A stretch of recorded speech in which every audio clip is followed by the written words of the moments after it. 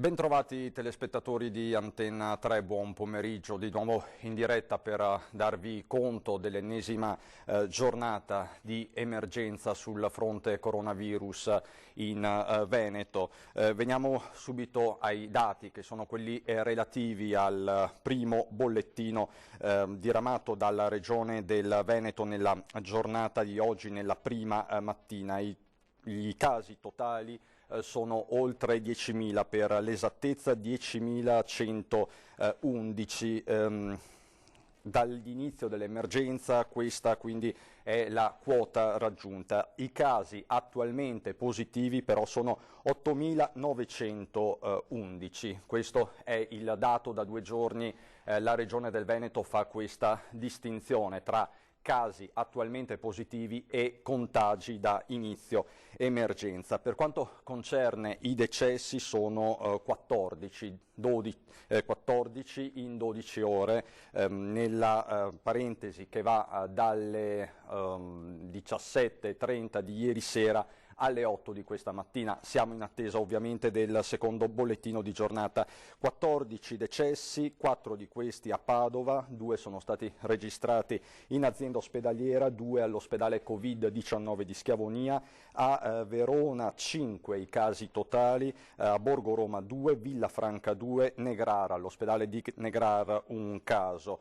Un caso è stato registrato anche all'ospedale di Belluno, 2 nel Trevigiano, 1 a Oderzo, 1 a Vittorio Veneto, 2 in provincia di Venezia, 1 all'ospedale all'Angelo di Mestre e l'altro invece a Dolo. Come vedete, la provincia che è cresciuta di più nel corso della nottata è stata la provincia di Padova con 86 casi in più. Un caso si è registrato anche a Vo Euganeo, il primo cluster, il primo focolaio in terra veneta.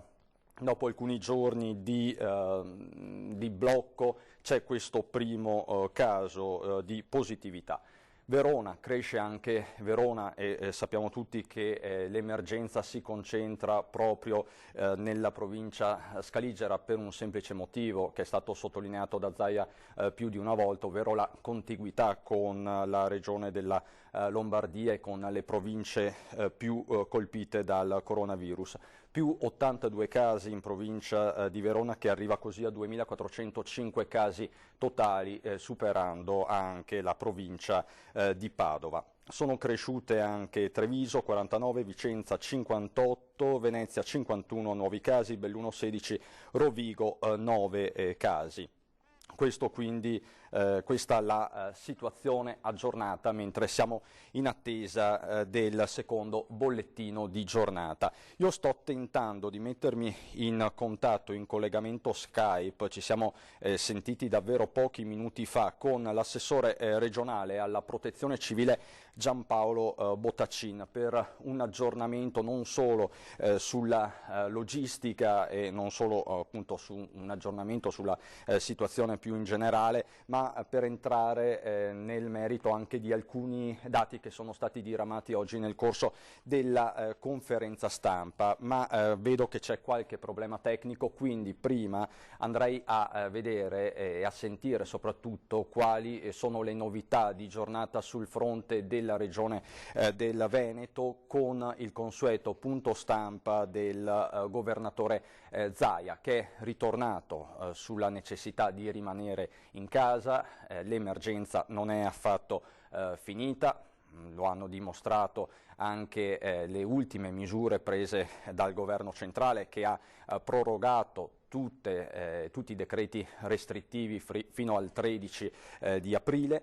Zaia è ritornato su questo, ma ha anche parlato di altro. Sentiamo Zaia in attesa di collegarci con l'assessore Bottacin. Continuo a dire che stiamo lavorando a un'ordinanza. Da ieri sera c'è la possibilità di lavorare in base al testo del governo.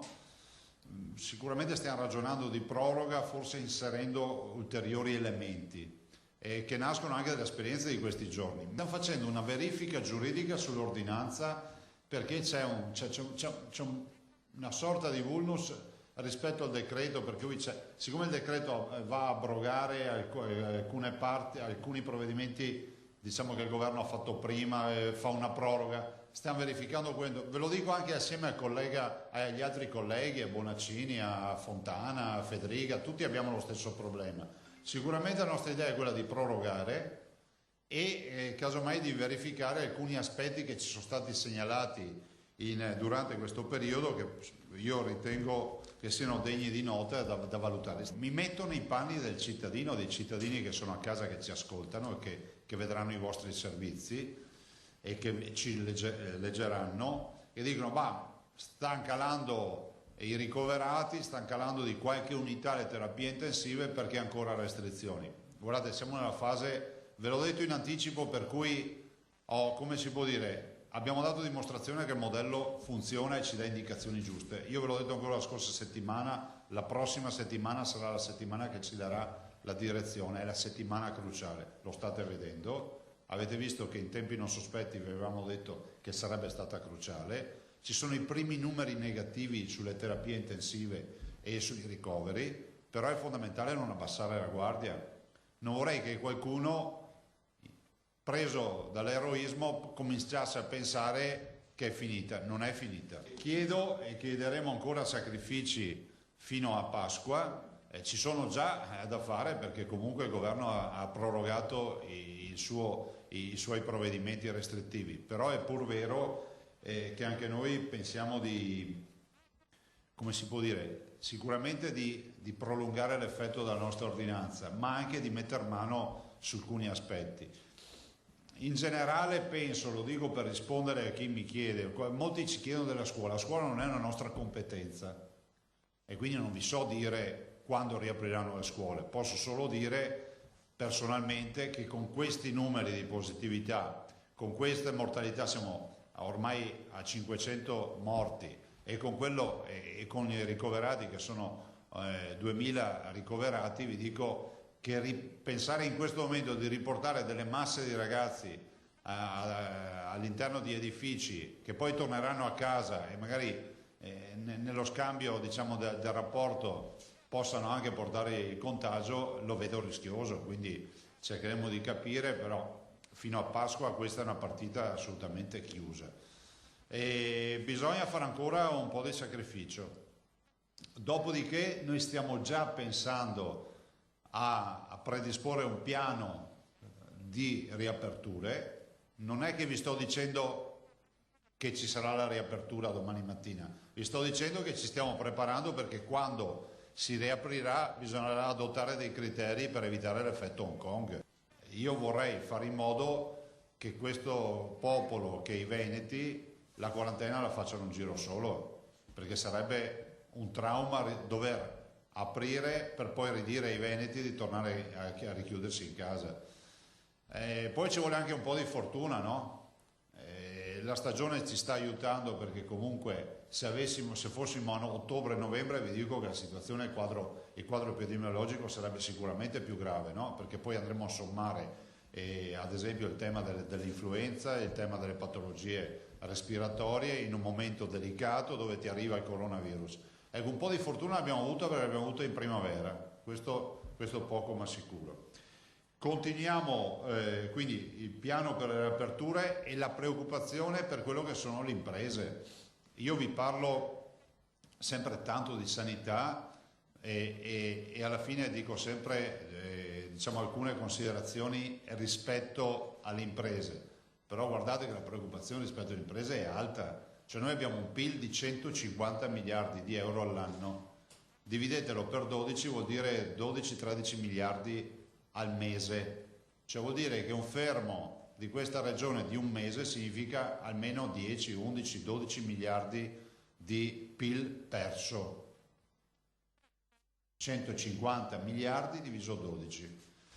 E io sono preoccupato, noi siamo preoccupati, e perché oggettivamente è così, del fatto che non vorremmo ritrovarci con una, come si può dire, una superpotenza europea che è la Germania, che ha comunque adottato delle misure straordinarie per le proprie attività, per i propri insomma si legge, anche qui devo dire se è vero perché l'ho letto da più parti, che l'impresa che ha da 1 a 5 dipendenti gli viene dato 9.000 euro al mese e tutta una serie di aiuti, più gli aiuti dei territori, capite che con 550 miliardi la Germania si farà trovare pronta alla riapertura dei mercati, ma tonica, forte.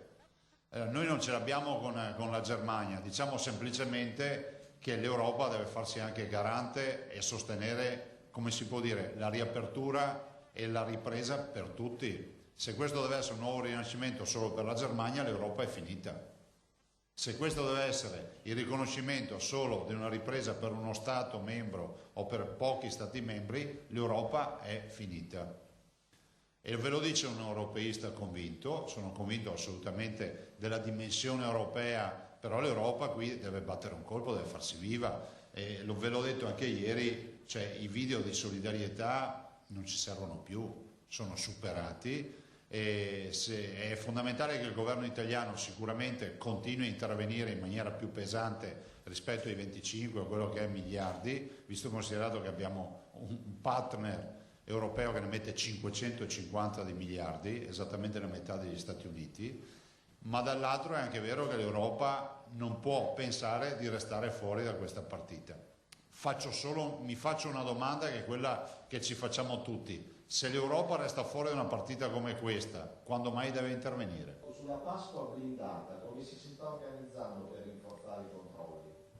Ma guardate, semplicemente chiedendo alle forze dell'ordine e a tutti coloro che hanno il ruolo di vigilanza di far rispettare le regole, ma il vero appello lo si fa al buonsenso e al senso civico di Veneti, che lo hanno dimostrato. E lasciatemi ringraziare ancora una volta, guardate, non sottovalutate questo aspetto. Se in Veneto funzionano le restrizioni, grande ruolo l'hanno avuto i ragazzi, restano in casa. Guarda, oggi mi ha scritto una ragazza, penso che sia delle superiori, mi ha chiesto, perché poi ci fanno dei quesiti, mi chiede, io devo prendere la corriera con mia madre da Porte Grandi, andare a Treviso, a scuola, a prendere un computer perché io non ce l'ho per fare lezione. Posso andarci? Cioè, questi sono i ragazzi. Io spero che nessuno li fermi per strada e gli faccia una multa, perché io ho detto, guardate, secondo me sì, fatevi fare una dichiarazione dalla scuola che siete andati lì per quello e basta. Cioè, capite il problema di questa ragazza? Non mi ha scritto quando mi fai uscire perché devo far festa, mi ha chiesto devo andare a prendermi il computer per fare le lezioni. Rispetto alle donazioni, voglio solo darvi due dati per dare una dimensione di che popolo eccezionale siamo. Abbiamo raggiunto i 19 milioni di euro, pensate, con 24.677 donazioni. 24.677 donazioni, quindi un grazie di cuore a tutti quelli che hanno donato, dai grandi ai piccoli. Ieri ho ricordato fino ai 300.000 euro, oggi voglio ricordare quelli di 250.000 euro Consorzio per la tutela del formaggio grana padano, 200.000 euro SPAC, 200.000 euro Biasuzzi, che l'ho ricordato anche ieri, 180.000 euro alla Fondazione Ferrari Sonlus, 150.000 euro Latteria Montello, 150.000 euro Federlegno Arredo Eventi SPA, 150.000 euro Fincantieri e poi OVS 100.000 euro, 120.000 euro, e poi gli altri ve li ricorderò domani. Li voglio ricordare anche perché è giusto ricordare il sacrificio dei grandi ma anche dei tanti piccoli. Abbiamo avuto versamenti veramente di bambini che hanno rotto il salvadanaio, ci hanno mandato le foto di persone che versano 5 euro, 10 euro, e direi che è straordinario questo, no? 24.677. Se si continua a versare, faccio appello ovviamente in particolar modo al mondo imprenditoriale, magari a chi può dare un segnale, è assolutamente utile per noi e c'è assolutamente d'aiuto, visto e considerato che ormai andiamo verso i 100 milioni di euro di spesa per questa partita del coronavirus.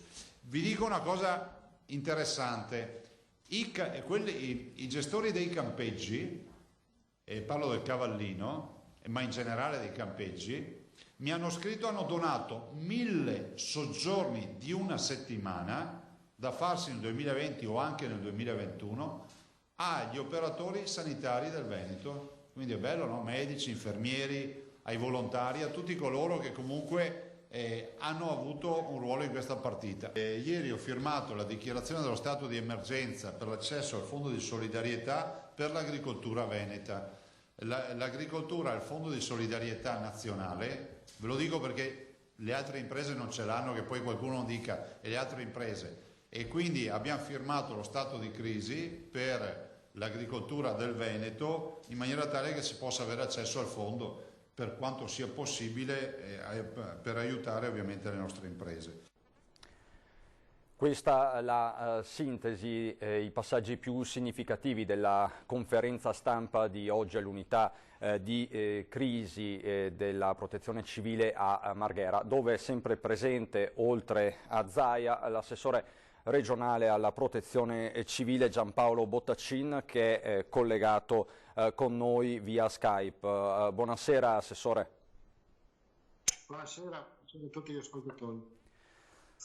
Quella di oggi è stata una conferenza stampa che ha fatto il punto ancora una volta sull'emergenza, alla luce delle misure che sono state annunciate, ribadite ieri sera dal Premier Conte, quindi si va avanti con le misure più restrittive, i decreti fino al 13 di aprile. Zaia a sua volta ha ribadito la necessità di andare avanti su questa strada e la Regione è pronta a sua volta a emanare un decreto più restrittivo. Ci conferma questa linea? Che tempi si dà alla Regione? Quando sarà emanato questo decreto, Assessore? Ma noi attendiamo il decreto del governo perché comunque entro il 3 doveva essere fatto, visto e considerato che i precedenti decreti scadono appunto il 3. In base a quello noi abbiamo confermato la linea maggiormente restrittiva, perché abbiamo visto, dati oggettivi alla mano, che questa linea sta pagando in termini numerici, cioè il modello matematico che abbiamo realizzato fin dall'inizio ci dice che se non fossero state adottate queste misure così restrittive, oggi i posti occupati in terapia intensiva sarebbero molti ma molti di più, e quindi siccome la linea paga e siccome in fondo al tunnel si comincia a vedere la luce, è necessario, noi crediamo che sia necessario tenere la barra dritta, tenere duro e proseguire su questa linea. Lei, Assessore, è sempre molto attento ai numeri e le chiedo, con queste misure in Veneto, lo si è detto anche nei giorni scorsi, ma vorrei che lo dicesse anche lei, quante vite si sono risparmiate? Ma il conto delle vite lo faremo alla fine. Io le posso dire che dal modello matematico messo a punto all'inizio, oggi risulterebbe che i posti in terapia intensiva potenzialmente occupati sarebbero più del doppio rispetto ai circa 350 che sono occupati adesso, che sono già un'enormità, e quindi voi capite che l'impatto di queste misure è assolutamente positivo. Tenete presente che noi abbiamo fatto anche una verifica con le compagnie telefoniche per verificare gli spostamenti dei veneti, che si sono ridotti a poco più della metà rispetto ai tempi normali. Questo significa che i veneti si stanno spostando per motivi di lavoro, per motivi di necessità, esattamente come previsto dal decreto e dalle ordinanze. Quindi lei è soddisfatto dell'atteggiamento complessivo dei residenti in questa regione? Ma sì, in linea di massima sì, poi è evidente che siamo a 5 milioni in Veneto, quindi c'è sempre chi tenta di fare il furbetto, non rendendosi conto che fa un danno a se stesso oltre che agli altri. Magari se chi fa il furbetto si prendesse la briga di guardare l'immagine di una persona ricoverata in terapia intensiva, forse ci interesserebbe un po' di più. Venendo al suo referato, la protezione civile, gli uomini della protezione civile sono a lavoro ormai ininterrottamente dalla sera del 21 febbraio, da quando è esploso il focolaio di Vo. Quanti uomini, possiamo dare una dimensione di quante persone sono state impiegate, di quante persone si sono date da fare in questo mese ormai di emergenza? Sono oltre 1.500 persone, poi il dato è variabile, varia col passare delle ore, tendenzialmente cresce, che hanno già regalato alla collettività più di 15.000 giornate uomo in vari tipi di attività, questa è un'emergenza sanitaria, prevalentemente sanitaria, ma noi garantiamo tutto il supporto logistico alla sanità, quindi si va dal trasporto, distribuzione di materiale sanitario e non, fino vorrei ricordarlo perché è stato definito un miracolo, alla riapertura di 5 ospedali dismessi nel giro di una settimana, anzi meno di una settimana, 5 giorni, passando attraverso non solo le pulizie, ma una vera e propria sistemazione degli ospedali, impianti elettrici, impianti termici, ascensori, eccetera. Quindi ancora una volta l'esercito di pace della Protezione Civile del Veneto ha dato una dimostrazione di validità, di efficacia, e non è un caso che quando il Veneto parla di protezione civile il resto d'Italia ascolta con molto interesse. Ospedali che, ribadiamolo, possono essere a disposizione in qualsiasi momento a seconda appunto delle necessità, questo va detto, sono immediatamente utilizzabili nel caso di bisogno. Sì, è già da una decina di giorni che sono utilizzabili, fa parte, la riapertura dei 5 ospedali fa parte di un piano che abbiamo messo appunto all'inizio, basandoci su questi modelli matematici che io ho spinto in maniera forte perché fossero definiti, che ci davano lo scenario prevedibile anche nelle condizioni peggiori, cioè senza misure restrittive, e ne era venuto fuori che servivano parecchi posti letto in più in terapia intensiva e anche non in terapia intensiva. Quindi è stato definito questo piano che complessivamente vale quasi 3.000 posti letto in più, 740 dei quali sono stati ricavati riattivando questi 5 ospedali, 5 ex ospedali che sono dislocati in 3 province diverse, 3 sono in provincia di Verona, 1 in provincia di Padova, 1 in provincia di Treviso. E non a caso ne abbiamo riattivati 3 in provincia di Verona, dove abbiamo in questo momento la situazione più preoccupante. Cioè, quando noi interveniamo lo facciamo sulla base di una pianificazione che è stata adottata prima. Adesso poi quando noi presentiamo il piano magari qualcuno può non capirlo, però credo che oggi si stia delineando lo scenario e forse qualcuno inizia a capire perché abbiamo messo in campo tutte queste azioni. Poi noi speriamo di non riempirli tutti i 2.800 posti letto in più, però li abbiamo. Ecco, secondo lei, stando ai modelli matematici elaborati dal Comitato Scientifico delle unità di crisi, ci sarà la necessità di attivarli? Ma guardi, dipende sostanzialmente anche dal comportamento di ognuno di noi. Come dicevo prima, noi in Veneto abbiamo già attivato 825 posti letto di terapia intensiva, 350 sono occupati da pazienti Covid, poi ci sono circa 150 posti da altri pazienti, ma ne stiamo attivando ancora. Questo perché nello scenario peggiore, come dicevo prima, oggi sarebbero 700 i posti impegnati se non fossero state adottate le misure appunto di contenimento a cui facevamo riferimento prima. Ciò significa che noi ci auguriamo di non utilizzarli. Se le persone continuano a tenere duro, a rimanere in casa, se riusciamo veramente a partire con numeri più grossi rispetto a quelli attuali con i tamponi, vorrei ricordare che noi ci siamo dotati di capacità produttiva per sviluppare oltre 10.000 tamponi al giorno, ma mancano i reagenti, non è che manchino qua, mancano in tutto il mondo. Il tema del materiale sanitario lo sappiamo, no? Ormai scarseggia dappertutto perché è una pandemia e quindi c'è tutto il mondo che sta cercando di recuperare questi materiali.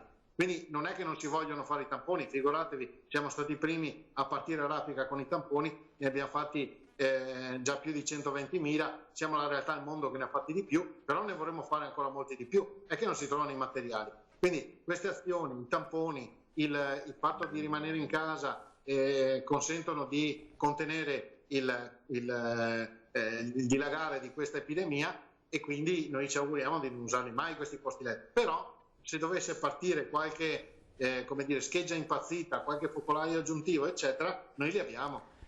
Assessore, veniamo all'attualità. Lei ha parlato della distribuzione del materiale, dei vari dispositivi, è uno dei compiti della protezione civile. Oggi, durante il consueto punto stampa, lei ha evidenziato con un report molto dettagliato le discrasie che ci sono tra i numeri che che sono stati diramati dal governo, in particolare dal Ministero della Salute, e i dati effettivi della Regione del Veneto. Mi riferisco per esempio alle mascherine, alle tanto agoniate mascherine ad uso sanitario. Il governo sul suo portale del Ministero della Salute ha indicato che stiamo tra l'altro vedendo 4.770.000 pezzi consegnati in Regione del Veneto. Peccato che alla Regione del Veneto risultino consegnate 2.170.000 mascherine. È una differenza di quasi 2,5 milioni di mascherine tra quello che è stato dichiarato dal governo e invece i dati che emergono dalla Regione del Veneto. Come mai una differenza così macroscopica? Ma guardi, non lo so, noi quando abbiamo visto quei dati sul sito abbiamo contattato immediatamente il commissario Arcuri, è stato nominato dal governo per gestire questa partita, quindi fare gli acquisti dei materiali sanitari in tutto il mondo, raccoglierlo e poi distribuirlo alle regioni. Noi abbiamo pubblicato questi dati e abbiamo visto che c'era una grande differenza, soprattutto in alcuni materiali, tipo le mascherine, e glielo abbiamo comunicato nell'ottica di collaborazione, perché se a te risulta un dato, a me ne risulta un altro, bisogna che ci capiamo, quantomeno per capire dov'è l'errore. Noi abbiamo messo in piedi un sistema di controllo in accettazione, quando arriva il materiale, arriva i mezzi dell'esercito, c'è il sistema del volontariato di protezione civile che lo controlla, lo verifica, lo accetta con riserva e dopodiché lo passa all'azienda zero che lo distribuisce alle aziende sanitarie e alle ULS. Stiamo parlando di materiale sanitario, non le mascherine, quelle di Grafica Veneta, per capirsi. Ecco, funziona così il sistema. Quando abbiamo visto i numeri non tornavano, gliel'abbiamo segnalato, ma in tutta tranquillità. Io credo che uno degli inghippi sia il fatto che magari non siano state conteggiate dallo Stato le mascherine cosiddette monovelo, che non sono materiale sanitario, non sono chirurgiche, sono dei dispositivi di protezione che vengono utilizzati, li abbiamo distribuiti, ma non possono essere usati negli ospedali. E siccome di quel materiale ce ne sono state mandate parecchie, sostanzialmente quasi 2,5 milioni, e invece loro dichiarano di avercene mandate circa 500.000, è evidente che magari non siano state scambiate le due voci. Ovvio che non è la stessa cosa, no? Che se io cerco mascherine chirurgiche e tu mi conteggi di avermele date segnando in carico quelle che invece non sono chirurgiche, questo è un problema. Detto questo, aggiungo un aspetto, ma in maniera molto tranquilla, senza creare polemiche, perché è l'ultima cosa che vogliamo creare in un momento così difficile. Le mascherine chirurgiche che ci sono state assegnate sono, come diceva lei, circa 2.200.000, che possono sembrare molte, ma tenete presente che in questi giorni solo la sanità sta consumando 250.000 mascherine al giorno. Quindi questo materiale che ci è arrivato dallo Stato copre poco più di una settimana, ma noi siamo in emergenza ormai da un mese e mezzo, quindi è evidente che tutto il resto del materiale abbiamo dovuto procurarcelo da solo, quindi è giusto per spiegare agli elettori, scusate, lapsus agli ascoltatori, che il materiale arriva sia dal canale nazionale, quindi dalla Protezione Civile Nazionale, dal commissario Arcuri, che recupera secondo quelli che sono i suoi canali, e sia direttamente dal canale diretto della regione tramite Azienda Zero, che governa tutti gli acquisti che riguardano la sanità del Veneto, canali paralleli. Voi capite che ringraziamo il governo per averci dato questi 2.200.000 mascherine che ci coprono per 8 giorni, però vorrei ringraziare anche Azienda Zero che si sta occupando degli acquisti e che sta coprendo tutto il resto, e non è cosa facile, perché come dicevo prima siamo in una pandemia, il materiale sanitario. Ci sono dei problemi, vediamo se riusciamo... Gli acquisti tramite Azienda Zero, ovviamente tutto quello che arriva anche dallo Stato, a cui noi quotidianamente comunichiamo i fabbisogni di cui necessita la nostra sanità, e poi mettiamo insieme i due numeri e cerchiamo di garantire, anzi garantiamo la sicurezza per tutti i nostri operatori, che sono 54.000, vorrei ricordare, solo gli operatori dipendenti della sanità. Assessore, ultimo flash, qual è il fronte che la preoccupa di più? Ma i fronti sono tutti quelli che ci preoccupano di più. Noi in questo momento l'aspetto che ci preoccupa particolarmente è quello delle case di riposo, no? Lo sapevamo fin dall'inizio, tant'è che all'inizio avevamo le varie misure restrittive a cui lei faceva riferimento, adottate dalla Regione, aggiuntive rispetto a quelle statali.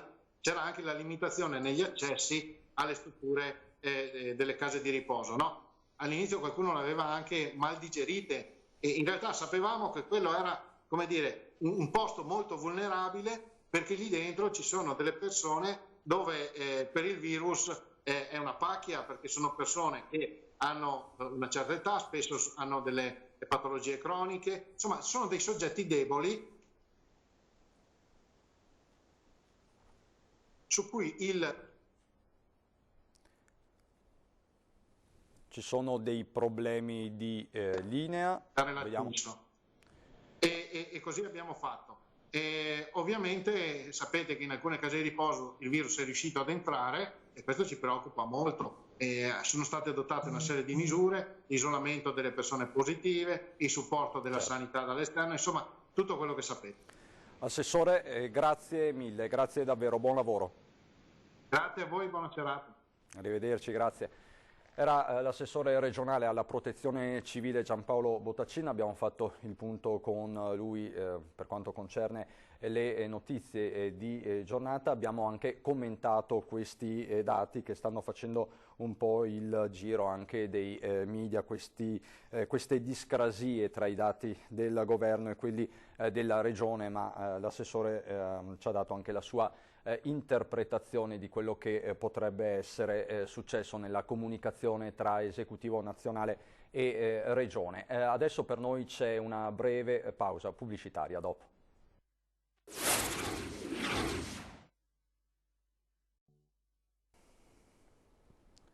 Di nuovo insieme, di nuovo in studio per proseguire con la nostra diretta straordinaria. Lo avete sentito prima dalle parole dell'assessore regionale alla protezione civile Botaccin, sorvegliate speciali sono le case di riposo. Questo è il fronte caldo dell'emergenza coronavirus in questi giorni. Tra tutti i casi più drammatici, il più drammatico è quello della casa di riposo di Merlara, che nelle ultime ore si sta in qualche modo normalizzando, ma facciamo il punto nel servizio.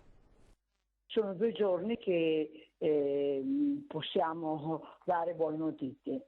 Grazie anche all'aiuto di questi sottufficiali e di alcuni volontari per la cura della persona, qualcuno che va a fare compagnia, un estetista che magari risponde alle esigenze di questi pensionati che magari chiedono o qualcosa, o la messa in piega o qualcosa, ecco, ha sollevato un po' il morale. Segnali positivi, incoraggianti. A Merlara, nell'istituto Pietro e Santa Scarmignan, sta tornando il sorriso. Cura degli anziani, ripresa di un minimo di quotidianità super controllata con l'apporto dell'esercito. Gli ospiti stanno ritrovando la voglia di vivere. Un bel gruppo di ospiti sono scesi a mangiare anche in refettorio. Altri sono andati a guardare la televisione.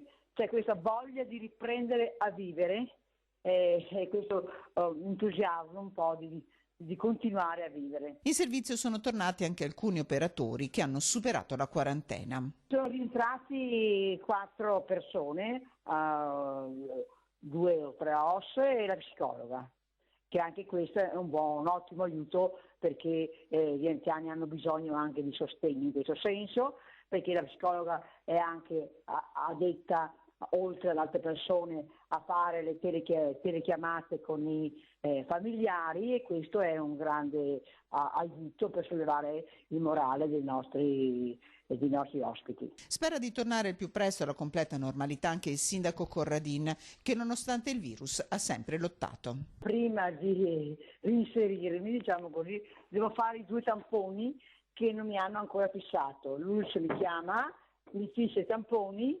e quindi io vado, dopo che 2 tamponi risultano negativi, finisce il mio isolamento, ma per il momento sono ancora in isolamento. Questo il fronte caldo di Merlara che vi abbiamo raccontato in tutti questi giorni. Fortunatamente c'è un po' di luce in fondo al tunnel anche per Merlara, quindi la situazione delle case di riposo in Veneto attenzionata a tutti i livelli. In questi giorni vi abbiamo raccontato tante storie di solidarietà. La solidarietà sta facendo la differenza su tanti fronti, in tanti aspetti. Prima con l'assessore Botaccina abbiamo parlato delle migliaia di uomini e donne della protezione civile che si stanno dando da fare ormai da un mese, ma gesti concreti di solidarietà arrivano un po' da ogni angolo del Veneto. Uno in particolare arriva dalla casa circondariale di Treviso, dal carcere di Santa Bona, dove un gruppo di detenuti, anzi buona parte dei detenuti, hanno dato vita ad una raccolta fondi, ad una colletta, e i soldi e il ricavato andrà devoluto al conto corrente della Regione del Veneto. Siamo in linea con Alberto Quagliotto, che è direttore del carcere di Santa Bona. Direttore, buonasera. Buonasera a lei. È una bella storia di solidarietà questa che arriva dal carcere. Come è nata questa iniziativa? Immagino in maniera del tutto spontanea. Sì, credo che sia stata una riflessione che i detenuti hanno fatto, una riflessione che parte da lontano, ovvero sia da quel lunedì di 2 settimane fa in cui c'era stata la protesta, anzi 3 settimane fa, in cui c'era stata quella protesta messa in atto con la battitura delle sbarre per attirare l'attenzione dell'opinione pubblica sui problemi del carcere in generale. Eravamo all'indomani della sospensione dei colloqui dei parenti con i detenuti, appunto per arginare la diffusione del virus, e credo che questo sia uno step, una presa di coscienza del problema a carattere generale, e questo è un segno veramente importante, un segno di responsabilità e di senso civico.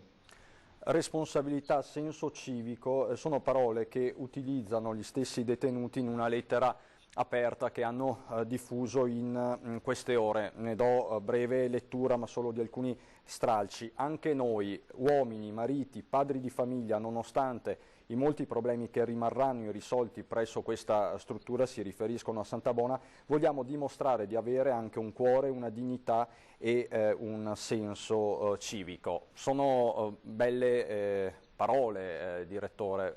Significa anche che la situazione all'interno del carcere di Santa Bona dopo le proteste di lunedì 9 marzo è rientrata un po' nella normalità? Sì, sono belle parole innanzitutto perché vengono usate proprio le parole mariti, come si può dire, non viene usata la parola detenuta, praticamente ci si qualifica come parte di questa società, facendo parte di famiglie concrete, quindi questo è l'aspetto soprattutto da sottolineare. Per quanto riguarda il ritorno alla normalità, a parte quella parentesi della protesta, che è stata una protesta comunque pacifica, devo dire che fortunatamente situazioni di anormalità non ci sono state, di emergenza non ci sono state, i triage dei nuovi effettuati. C'è un periodo precauzionale di 2 settimane di, chiamiamola così, quarantena, che vengono fatti passare in una sezione a parte, quindi ci siamo già, come si può dire, fin dall'inizio cautelati per tenere protetta una comunità che in astratto, essendo chiusa, dovrebbe essere la più tutelata nei confronti della diffusione del contagio. Il problema è che appunto da fuori entra a contatto con questa comunità. Oggi, tra l'altro, per dovere di cronaca si è registrato il primo decesso per coronavirus all'interno di un carcere italiano, quello di Bologna. Si tratta di un uomo di 77 anni che aveva comunque un quadro clinico già compromesso, dicono tutte le agenzie. Quindi si tratta del primo caso a livello nazionale. Attualmente nel carcere di Santabona non ci sono casi di positività, possiamo dirlo, direttore? Sì, possiamo affermarlo tranquillamente, con certezza, né tra gli agenti né tra la popolazione detenuta. La protesta del 9 marzo è servita anche per porre la questione della sicurezza tra gli agenti di polizia penitenziaria. Seconda domanda, come sono messi gli agenti di polizia penitenziaria? Hanno ricevuto tutti i dispositivi di protezione di cui c'era la necessità? Sì, soprattutto le mascherine, quelle di tipo chirurgico, che sono quelle che servono a non diffondere il virus. Anche questa è una misura che è stata spiegata ai detenuti, perché vedere entrare un poliziotto con la mascherina in sezione può ingenerare una qualche preoccupazione, ma ovviamente una corretta informazione è servita a far capire qual era questa funzione, perché ci sono due fronti su cui combattere in situazioni come quelle di un carcere, ma in tutte le situazioni comunitarie, credo. Una è la gestione sicuramente dell'emergenza sanitaria, però anche quella psicologica, che può essere la gestione in un certo senso di un possibile panico che si può diffondere. Le fake news sono all'ordine del giorno in questo periodo, quindi in una struttura chiusa come nella società il problema si pone. E poi il disagio psicologico, ovviamente, quello che si assomma alla restrizione di non poter avere più i contatti con i familiari. Contatti con i familiari che sono di fatto vietati al momento. C'è lo stop alle visite periodiche, però voi avete dotato i detenuti di dispositivi, o comunque avete allargato un po' le maglie per quanto concerne le telefonate, se non sbaglio. Sì, è stata aumentata la possibilità di ricorrere alle telefonate, e soprattutto implementato l'uso di Skype, e quindi delle videochiamate con i parenti. In questo senso la tecnologia ci sta dando un grande aiuto. Quanti sono attualmente i detenuti a Santabona, direttore? Alla giornata di oggi 193. E la situazione per quanto concerne gli spazi vitali, il famigerato sovraffollamento delle carceri, com'è la situazione adesso a Treviso? Riuscite a mantenere un po' le distanze di sicurezza, a fare tutto quello che serve per rispettare, diciamo così, le misure generali? È chiaro che rispettare i distanziamenti sociali in una situazione così è molto difficile, perché in ogni caso ci sono spazi della giornata in cui le persone condividono una stanza, ed è chiaro che non c'è questa possibilità. Devo dire però che il sovraffollamento, pur essendo rilevante, non ha raggiunto i picchi che avevamo visto 10-15 anni fa. Diciamo che le misure deflattive che sono state messe in atto dai vari governi in tutto questo spazio di tempo hanno avuto il loro effetto. Sicuramente sia Santabona come tante altre realtà in Italia soffrono di una carenza edilizia che è evidente. Abbiamo una popolazione detenuta che è sovrabbondante rispetto agli spazi che sono messi a disposizione.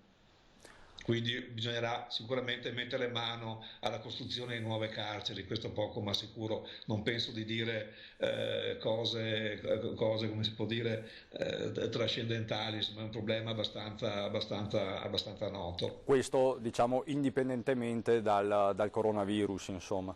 Indipendentemente dal coronavirus, assolutamente sì. E sono stati raccolti, se non sbaglio, 672 euro che saranno donati quindi alla Regione Veneto come sostegno all'emergenza coronavirus. Parliamo del conto corrente, parlo con i telespettatori che vedete spesso su Antenna 3, che spesso è in sovrimpressione. Quindi è un modo per sentirsi parte della comunità, questo possiamo dirlo, direttore? Assolutamente sì, è questo diciamo, il valore aggiunto di questa donazione, è quello che lo caratterizza e sono particolarmente contento di questa iniziativa. Direttore, grazie mille, buon lavoro. Grazie per la disponibilità. Grazie a voi, arrivederci. Era Alberto Quagliotto, direttore del carcere di Santa Bona Treviso, dove ha preso forma questa iniziativa di solidarietà. Ci sono tante storie, ve le stiamo raccontando, ce n'è una in particolare che è stata raccontata nel pomeriggio di oggi sui social da parte di un volto molto noto dello spettacolo veneto. Mi riferisco allo showman veronese Umberto Smaila, che ha parlato della vicenda della madre ultra novantenne che è stata ricoverata all'ospedale Borgo Trento di Verona. Ma prego la regia di mandare in onda questo suo breve racconto che mette insieme non solo l'esperienza di una famiglia, ma anche l'impegno degli operatori sociosanitari degli ospedali veneti. Cari amici, cari fiorellini, buongiorno. Intanto mi auguro siete tutti bene. Questo non è un pesce d'aprile, non è una fake news. È qualcosa che mi è successo e di cui vi volevo rendere partecipi. Circa 10 giorni fa mia mamma è stata prelevata da casa perché stava poco bene, aveva le gambe gonfie, alcuni sintomi poco rassicuranti. È stata prelevata dal pronto soccorso e portata dopo qualche traversia in un ospedale di Verona, per esattezza quello di Borgo Trento. Gli infermieri e i dottori che l'avevano soccorsa prevedevano un coronavirus. Sottoposta ad un tampone dopo una giornata penosa in astanteria, mia madre è risultata negativa, fortunatamente. Dopodiché è stata trasferita al reparto di endocrinologia dell'ospedale di Borgo Trento, dove è stata curata per i suoi malanni per circa 10-12 faticosi giorni in cui, poverina, ha sofferto un po'. Ma, e vado al dunque, per manifestare anche la mia gioia, ieri è stata dimessa ed è ritornata sana e salva a casa, ovviamente felice e con buona pace per tutti noi della famiglia che eravamo in pena. Mia madre aveva appena compiuto 94 anni e quindi capite bene la nostra preoccupazione. Quindi abbiamo visto un po' di sole ieri nel buio di questi giorni. Volevo rendervi tutti partecipi di questo mio sollievo e soprattutto di come mia madre sia una roccia, qualche cosa di straordinario. Spero di aver preso qualcosa da lei. Ci siamo capiti? Buona giornata a tutti, cari amici. Questa è la storia che arriva da Verona e a raccontarla è stato Umberto Smaila. Venendo all'attualità, alla politica e al fronte dei comuni e delle amministrazioni, da parte di Fratelli d'Italia e da parte di tutti gli amministratori veneti del partito c'è una lettera al ministro Gualtieri. Il Veneto è diverso dal resto d'Italia, si dice fateci usare i fondi per i bonus, per le bollette e gli affitti, non tanto per le spese alimentari. A tal proposito vi faccio sentire il coordinatore di Fratelli d'Italia regionale, che è anche sindaco di Calalzo, Luca De Carlo. Sentiamolo. Il fondo da 400 milioni che il governo ha messo in campo in maniera rapida e veloce non ci soddisfano le modalità, soprattutto quelle di poterlo destinare solamente a pacchi alimentari e buoni spesa. Noi rilanciamo la nostra ferma intenzione con lettera al Ministro, che io ho scritto personalmente rappresentando la volontà di tanti amministratori del Veneto, chiedendo che si possano utilizzare sia per il bonus degli affitti le stesse risorse, aggiungendone magari altre nei comuni, sia per i prestiti d'onore, sia per il pagamento delle bollette. A queste aggiungiamo poi anche una sorta di scorta di giga per quei ragazzi che rimangono a casa e non sono in grado poi di poter studiare o di essere al passo con altri ragazzi magari che hanno più possibilità. Questo è il contenuto delle proposte contenute nella lettera che 100 amministratori veneti di Fratelli d'Italia hanno scritto in queste ore al Ministro Gualtieri. Per questa edizione straordinaria è tutto, dopo la pubblicità il TG Veneto. Buon proseguimento.